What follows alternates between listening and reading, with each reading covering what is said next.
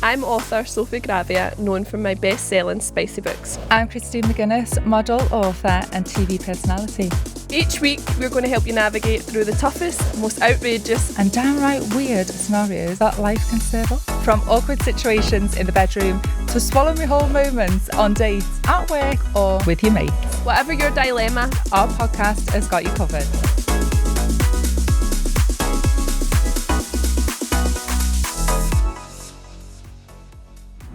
Hi, welcome to our brand new podcast with Sophie and Christine.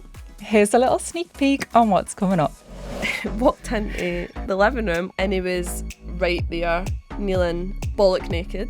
No, I think it's quite kinky. I think it's a bit naughty. And I've looked around. There was a couple there having a full on, like, sex show. And then he just let out the biggest burp in the world. Oh, no. I'm Sophie Gravia. I'm Christine McGuinness. And this is our brand new podcast, Situationships. I'm so excited. I'm so excited, finally. Yes. So we've had this podcast on the cards for a wee bit, and people probably best know me for writing my 5 books. But I'm also a nurse. I'm also a mum. And so are you? Yeah, and I think that's why we're here, because we've got so much in common. I'm probably best known for being TV personality, model, mother, and also fellow author, best-selling author 3 times. Yes, get that in. But it was all of her writing that has made us get here, talking about life, love life, dating, relationships, everything in between, and that is what Situationships is all about. It's those grey areas, and not just romantically, within business, within friendships, within family. Yeah, work life, friends, like there's so many friend dramas and stuff like that, and we want to hear all the drama. We do. We're going to be sharing our stories, and we want to hear all about yours too. So you can contact us via our Hot Mess hotline. You can WhatsApp us on 08000 22 44 48, or you can email us at situationships@bbc.co.uk. Please get in touch. Spill the tea. To help you all feel more comfortable, Sophie, do you want to start with sharing the story? Okay, so I'm going to share my story about when I first came on the dating scene. I hadn't dated in like 5-6 years. I had just went to uni, had the kids and stuff like that, and I just wasn't interested. I just needed a good career. So I was very new to the dating scene. Apps had just come out. So I went on my dating app for the first time, started talking to this guy. Good chat, like normal chat, no any sort of kinky behaviour, just normal. And he says, do you want to go out for a drink? I was like, yeah, cool. So we met up, we had a nice drink. I was going on holiday the next day, so I was really conscious that obviously I hadn't packed because my organisation skills are terrible. And we had a nice date, but I was really, really nervous like throughout the full date because I hadn't dated for such a long time, hadn't met anyone. I wasn't sure if he fancied me. I wasn't really getting that vibe. But on this date, I wore a bodysuit, which obviously clasps at the crotch. Yeah. And leather trousers. It was the leather trouser era. And when I was there, obviously the more drinks I was having, the more I realised that the fucking bodysuit was a pain in the arse. So I couldn't like unbutton it because I was swaying by this point. I'm in this cubicle swaying, trying to buckle it back up. So I decided to just pull it to the side, as you do. Why should we go for a wee? Yeah. Oh my God. So anyway, had a really nice date. And then after it, went outside. Obviously, Glasgow summer was freezing. And he was like, couldn't get a taxi. And he says, why don't we go back to my place and you can get a taxi?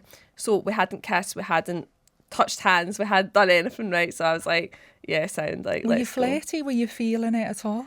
Do you know, see, looking back, I think I was just so nervous because I hadn't dated for such a long time. I think I was just overthinking the full situation. I was trying to act confident and I totally wasn't confident at that point. I don't think we were flirting. I don't think we definitely weren't like touchy or giggly, or we weren't like that. So we went back to his bit, and obviously I needed another pee. So I was like, I'm just going to go to the bathroom. He's like, yeah, that's fine. Came out the bathroom, walked into the living room, opened the door, and he was like right there, kneeling naked, bollock naked. No. On the living room floor. Oh my God. And I was like... And you didn't see that coming? No, we hadn't kissed, we hadn't done anything. So I was like... Oh my God. Oh, are you okay? Like, obviously I'd not be like, what the fuck are you doing? So he was like, I've just been dying to know all night. And he started like pulling my bodysuit at my stomach up. And I was like, well, like, I think you've got the wrong idea. We're not going to sleep with each other. And he's like, no, I definitely don't, like, that's not what I want. I don't want to sleep with you. And I was like, what does he want? All right, okay. And he's like, I've just been wanting to know it. So he pulls out my bodysuit, so it's hanging like a big fucking baby grow. And he's like, I've just been wondering how long you've had this on. So he starts sniffing the clasp of my bodysuit, like crazy sniffing it. His eyes were rolling at the back of his head. And I was just standing there letting this happen because I didn't know what to do. Yeah, what are you doing? So I just stood there for like, honestly, a good 2-3 minutes. Letting him sniff your bodysuit. And it was just him in my body. And I'm thinking, I'll need to get up soon for that plane and I'll need to pack this, I'll need to iron this when I got home. Like, there was no, Sophie, why are you allowing this to happen? Did you think it was a bit of a kink or was it a turn off for you? What do you think? Like, for me, that was a complete turn off because I didn't know him. I didn't expect it. We weren't there. Like, that for me was a no. I think it's quite kinky. I think it's a bit naughty. No, not when you don't know them, surely. I don't mind it. I'm going to hold my hands up. I've done it. I've done it to check if they're clean. I've done it in the house if you don't know if you've got your piles mixed up. Like, was this clean? Was this dirty? The sniff test. But oh my God. Not like a stranger. Did you see him again? I never seen him again. We kept in contact, weirdly. I kept in contact for a couple of weeks. And then I wrote about it in one of my books. And obviously the book went massive, which I was totally unexpected. And he messaged me and he was like, so I heard like you wrote about the panty sniffing incident in your book. And I was like, oh my God. LOL. And now she's discussing it on a podcast. Yeah. So note to I totally anybody dating Sophie. Yeah, I totally changed that up. The full, what he looked like, where it was, like every single thing. But I did keep in the panty sniffing. Oh my God. Mm-hmm. Well, I'm going to share my very, very first proper date story. Okay. So from when I first separated a few years ago from my ex-husband, it took me a while to even think about dating, but I did just naturally fall into some situationships where friendships had blurred the line. So I'd done that. And then I kind of thought, okay, I need to just figure this out properly what I want. And I took a good couple of months just on my own. Yep. And I met someone out and it was literally just a quick hello and that was it. Mm-hmm. And I really, really, I just liked her. There was something about her that I just really liked. Yeah. And we followed each other on social media and we spoke for months just on social media, just messaging. That was it. I wouldn't swap numbers. I just wasn't sure if I was ready. So it took me a while to even agree to a date. Yeah. But this was my first proper date ever in my scary life with somebody that I didn't actually know. Yep. But I took those months of messaging to feel comfortable and finally I kind of went, okay, yeah, I'm around on this date, so let's meet up and let's do it. And I was really excited. I ordered 16 outfits. This was my first date. 16 outfits. I was sending pictures to anyone and everyone who would answer me on the phone. What do I wear? Do I go dressed up? Do I go casual?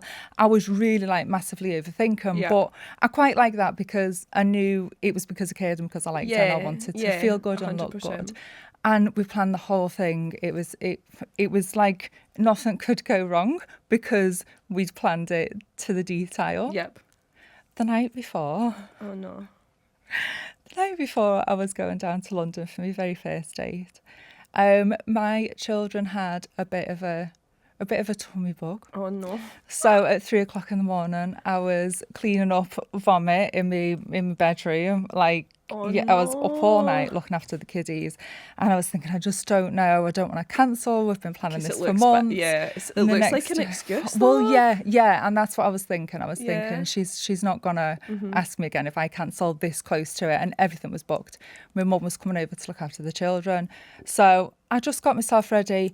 I was literally like, I was shitting myself. And I'm on this train going to London, sweating, thinking, oh my God, what if I've got this tummy bug? Yeah. What if I do something? Yeah. Like, I didn't know if it was my nerves or what was going on, but I went for it. And I got there. We had a lovely date. Mm-hmm. Where did you go? We went to a private members club because I was trying to just like, keep out of the way. Like, keep it private, because obviously it takes time to get to know someone. So we went on the date and it was absolutely gorgeous. It just went so well. We laughed all night and I really, really liked it. We kissed and it was just amazing. And then I needed to go to the loo. She'd been to this place before and I hadn't. So she was like, come on, I'll show you where they are. So we've gone to the loo, come back out. And there's like this glass walkway going back to the table where we were. And through the glass walkway, there's a hotel. And you can see this hotel room. It's literally like 2 meters away from where we were stood. Yeah. And I've looked around. There was a couple there having a full on, like, sex show. Like, right next to us. They're having the time of their life. They're clearly not on the first date. And they've been there for a while. But it was like a whole performance. And I couldn't not look. She went, oh my God, and like just carried on walking. And I'm there going, well, I don't know if this is like turning me on, or like if I should be doing this, or it felt quite naughty because I felt like I shouldn't be watching. But then I'm thinking, I would 100% be watching. They were enjoying it. They liked it. Could they see that you could see them? And they left it. It was dark. It was like 1 o'clock in the morning. They left them curtains open with all of the lights on. They were having sex in full view of everybody who was in this members club that we were in. So they must have enjoyed it. Yeah. But then I quite liked that as well.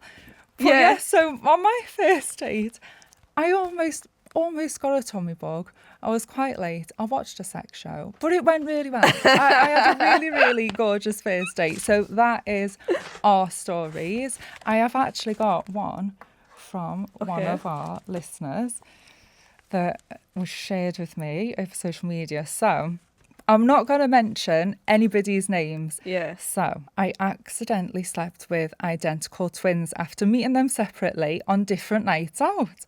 No way. Straight away, this is like... I thought the second one was just a bit tipsy, so maybe didn't remember me. It was only the next day she mentioned that she was an identical twin and the penny dropped. I haven't heard from the first one since our one night stand, but the second one I do really like and I'm planning on meeting her again. Do I be honest or do I stay quiet and just see how it goes? I just think that's bullshit. Why? It could happen. I know it could happen, but I feel like you would bring it up. That is some part of a chat up line, like, oh, how you doing? Remember me? Like, do you know what I mean? Yeah, but if he's just thought they're a bit tipsy, we don't know how long it's been since he had the first date with the first twin. If he can remember their name. And they didn't keep in touch. And what I'm thinking is, if he was thinking that the second twin maybe just didn't remember him, then that says a lot about him because he wasn't memorable. But you would have to come clean. Be a really awkward summer family barbecue, wouldn't it? Yeah. If the first one remembers. If you want to share any of your stories with us, our Hot Mess hotline is open always. You can contact us on WhatsApp on 08000 224448. Or you can email us at situationships@bbc.co.uk. Yeah, so I don't think...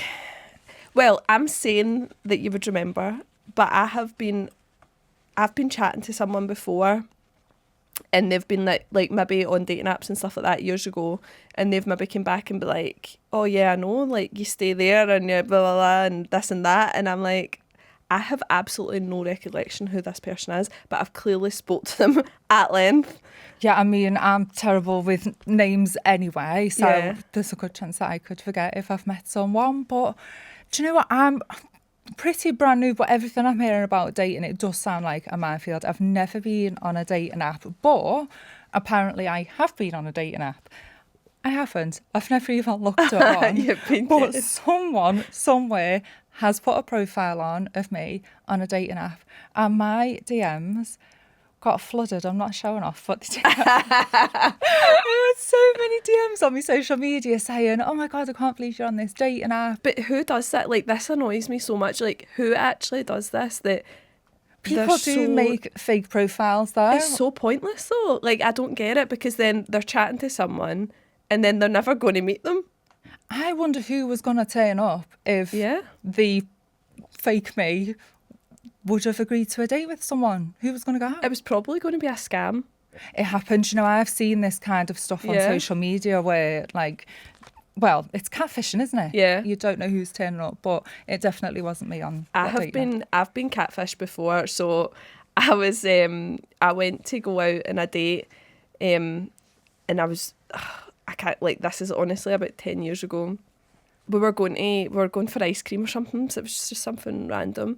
And I went to go out on this date, and the guy looked all right in his profile pictures, quite buff, like nice gym bod and stuff like that.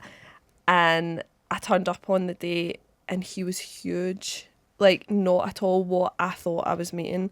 But I could tell it was the same person, but just completely different. So I thought, do you know what, just like enjoy the date, like see what he's all about, because he had good chat. And we're sitting on the date and stuff like that. And it was the most weirdest thing. He came back and he had 2 cans of Fanta for himself. So he opened up a can of Fanta and he just went, oh, it was like as if he was acting smart, right? He was like, oh, I'm dead thirsty. And he just went, go, go, go, go, go, go, go. And down the first can, like that. And I was like, what are you doing? Like, so I was just sat watching him, like, oh, that's so cool. Like, and then it was and then he just let out the biggest burp in the world. Oh, no. And I was like, absolutely what not. The fuck? No, that's not manly. That's no manners. No. Do you not think to, like, FaceTime or check that the person is who they say they are? Because I think I would never do it now. I would never. Obviously, I don't need to do it now. But I would never go. I've not been on dating apps for about four or 5 years, maybe. I would be petrified of who could turn up and who am I talking to, and no, it scares me. I think they are going to go out of fashion. I think, like, everyone's getting fed up. It's all the same chat. Like, everyone's talks about how shit they are all the time. And I think it should come with, like, almost like a TripAdvisor, like a review thing, maybe, so, like reviews from people's exes or something. This is what my new book is about, because there's like so many websites about different women, and they can upload the pictures of, for instance, a guy they might be chatting to online, and then they'll say, is anyone else chatting to this guy? And then the comment section are flooded, aren't they? Like, so it's such a good talking point. So I was in work and we were always like, oh my God, did you see that guy that got posted last night? And he's got a wife and he's got this and he's got that. And all these other women are coming out the woodwork like, oh, well, he done this to me. And oh my God. So I was like, that's such a good idea for a book. So it's so true though. Like, it's so necessary. Yeah. Imagine what people's exes would say about them. I mean, mine obviously would all be 5-star reviews. Oh, 100% mine. So like my wiki feed. Yeah. So no, but I think at the same point, how I've acted in the past to certain people because I don't necessarily like them isn't a true representation of how I would act, for instance, to my boyfriend who I like. And do you know what I mean? It's part of the problem. I mean, for me, it's something I've really struggled with, is the idea of dating and it not going well. Then how do you get out of it? Because I wouldn't want to upset somebody. This is me. I know you're supposed to display like the best version of yourself when you first meet someone, but if you don't like them, rather than upset them, is it easier to just kind of Ghost. I've done ghost and I have ghosted. I'm so sorry, but I have ghosted. Yeah, and it was, oh my God, bless her. She'd organised a really fantastic date. She was going to pick me up in a car. We were going to go and watch the sunset together, and she'd organised it all. I didn't know all of that until afterwards. But yeah, I cancelled on the day, and well, I didn't even cancel. I just ghosted and didn't reply. But yeah, I kind of wasn't sure. I wasn't sure if I was ready. So yeah, but it's hard. How do you know what to do?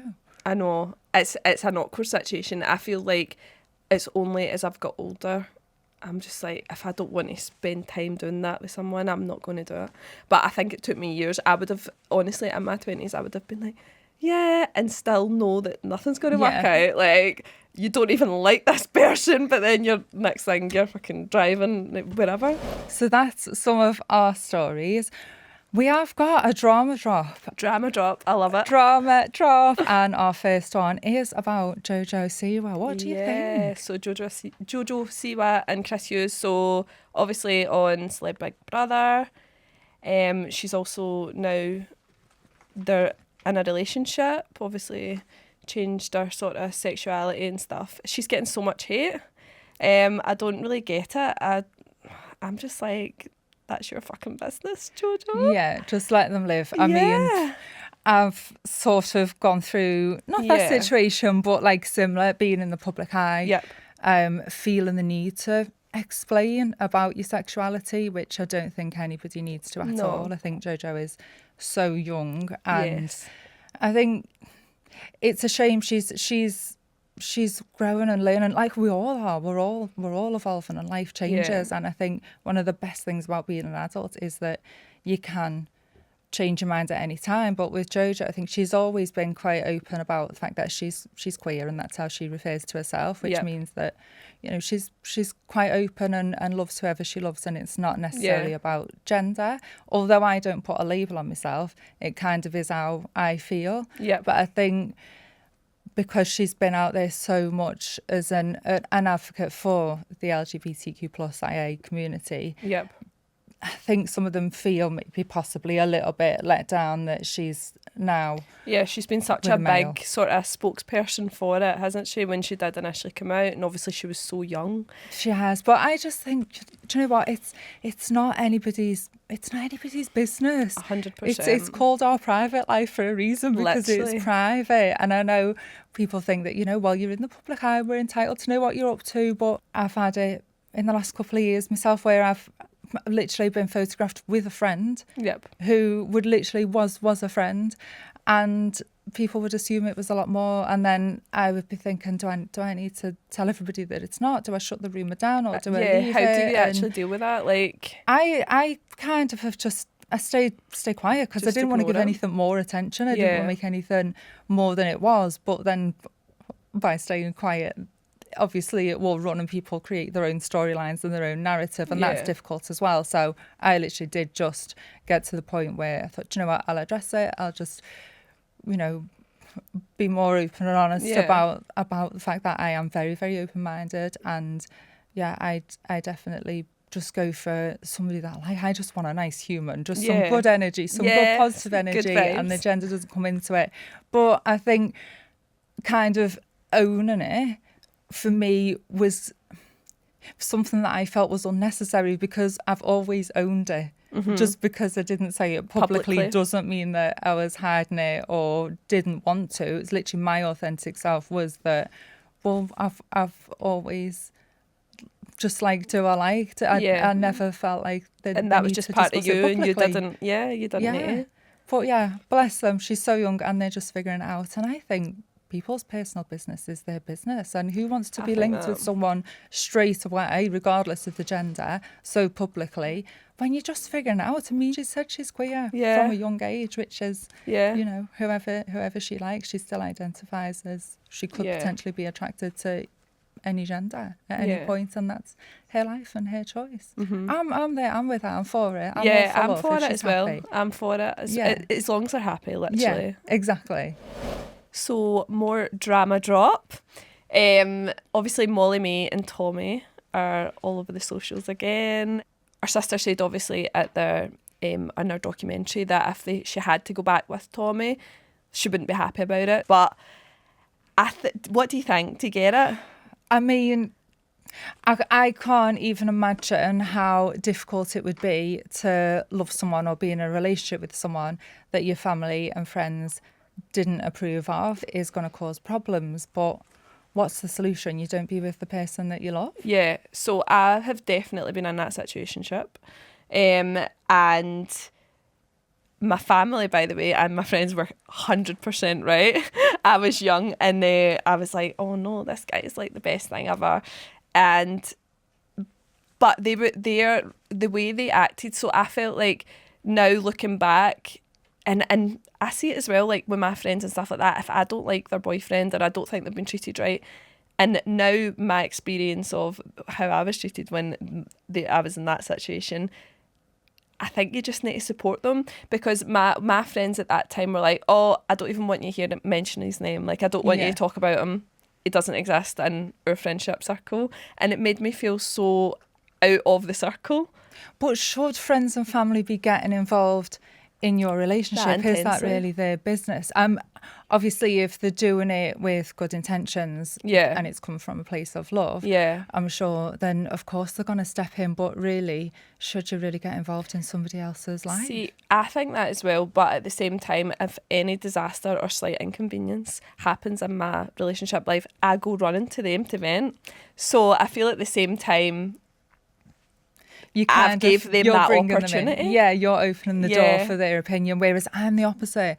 I kind of keep everything to myself. I avoid introducing anybody to any friends or family for as long as possible, because it takes me so long to decide if I actually want to keep it going or not. Anyway, it takes me a long time to really figure out if I even like someone, if my different friends and family are going to like someone. So yeah, I just leave it. And I learned that lesson quite early on. I remember being really, really young. I was a teenager and I had a bit of a fallout with one of my first little relationships. I went running to my mum, as you do, crying, oh my God, he's done this, he's done that. And of course, 2 days later, I was back with them, all madly in love, and my mum was like, oh my God, how many times did I tell you this and this? Because it would just happen over and over again. When are you going to learn your lesson? And I felt like then I'm constantly getting sort of like in the ear, and I just wanted to go and be happy in my little relationship. So now I kind of keep quite a lot of stuff to myself,